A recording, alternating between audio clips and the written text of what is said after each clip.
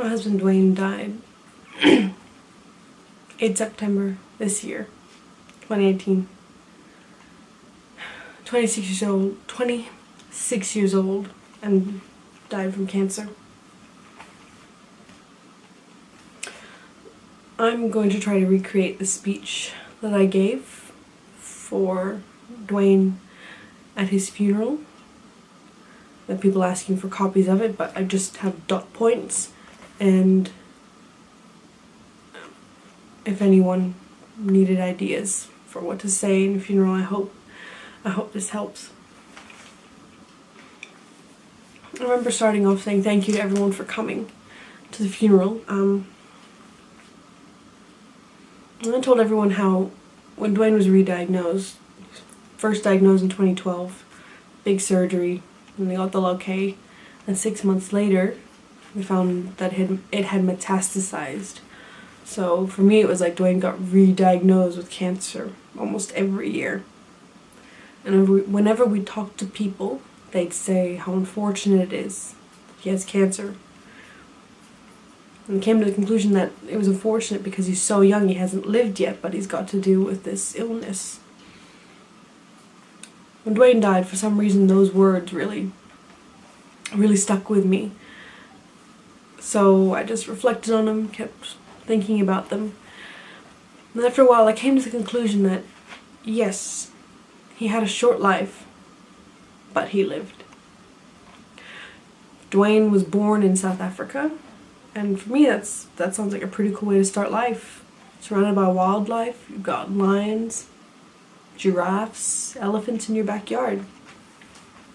His family then moved here to Australia, Alice Springs. I think he was 14 when he moved over.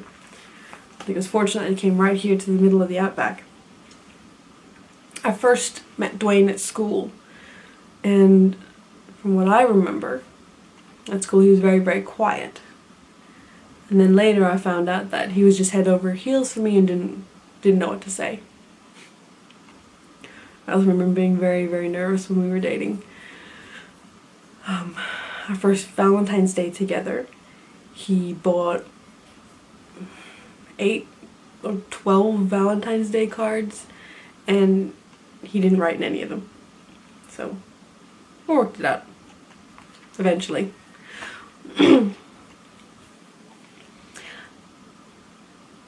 When I married Dwayne, it was a good day.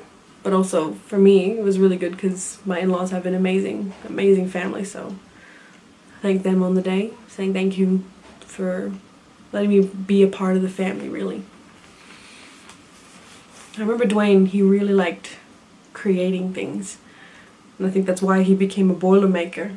He just loved making stuff. So even though he's gone, there is some things in town that he made that we can all enjoy. When you go up Anzac Hill, through the road past Hungry's, there are these metal flags that are there.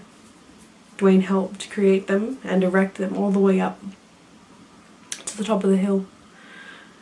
At the Olive Pink Botanical Gardens, he fixed a mosaic bench that was broken. He put a copper corner on it, and he also fixed an emu statue. The artist had made it, but I think they forgot about gravity. So Dwayne, with his training, came in, took the emu apart, fortified it, I suppose, made him stand tall again.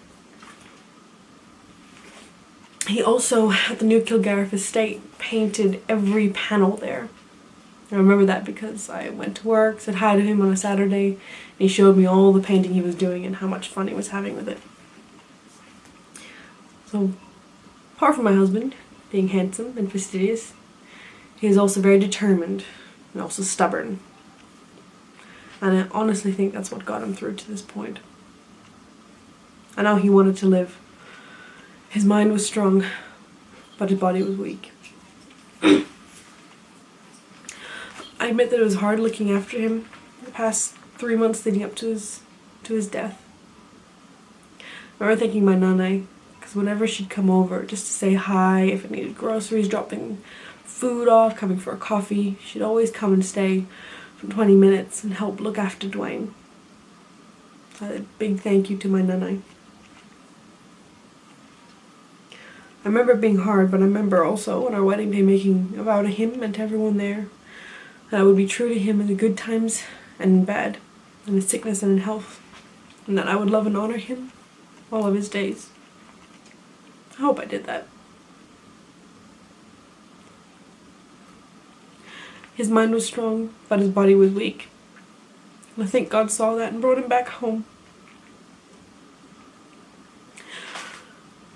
When I think back to our time together, I know I'm gonna miss him. I'm gonna miss kisses he'd give me on his cheek. I'm gonna miss it when we just hug. He was taller than me, so I always had to look up, and he always had to look down at me for our hugs. Even the little things like little prayers at night, even if it was a quick one, I remember them. I miss Dwayne, but he's gonna be alive in my memory. I'm proud of the man he became to be. And I'm proud to have called Dwayne my husband. So yes, Dwayne's life was short, but he lived.